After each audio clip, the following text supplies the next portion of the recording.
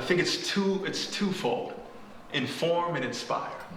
Right? Put the information in front of them and allow them to absorb the things that we know now. Sometimes for kids it takes time, so you want to expose them to as much as possible, as young as possible. The second part of that is to inspire, right? Information is nothing without action. Lay the foundation to allow them to say, okay, now I have this information, what am I gonna do about it? You know, how can I go out today and reach out to somebody new? How can I step outside of my comfort zone? So I think it's that twofold of giving them the information and then letting them know that there's something to do about it. So first off, just by a show of hands, who here knows what a startup is? All right, let me ask a different question. Who here knows what Snapchat is? Who here knows what Facebook is? You can start a club, you can start a team, and really at the core of all of this is people coming together and trying to start something that doesn't exist in the world already.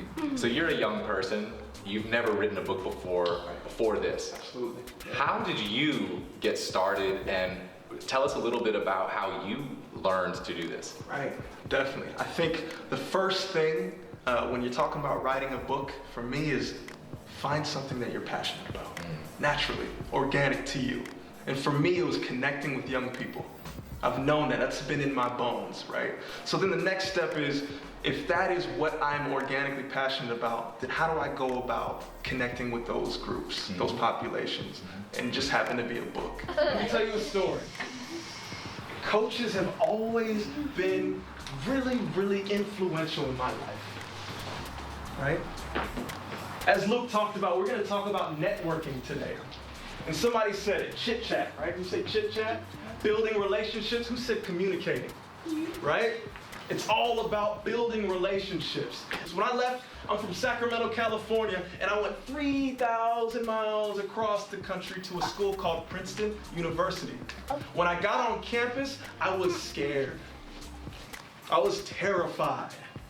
I was by myself. How many of you know how it feels to be by yourself? Raise your hand. It's terrifying, isn't it? No. But you know what I learned? You know what I learned? Yeah. The friendships that we have, the people that are in our community, the people that are around us will help us succeed. Everybody say, I can't do it alone. I can't do it alone. Say, I can't do it alone. I can't do it alone. I wanted to write a book.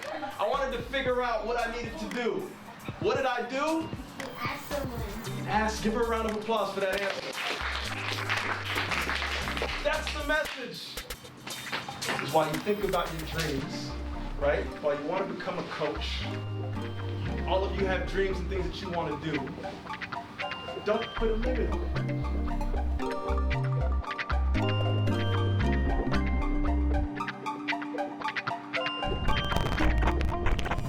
Nare TV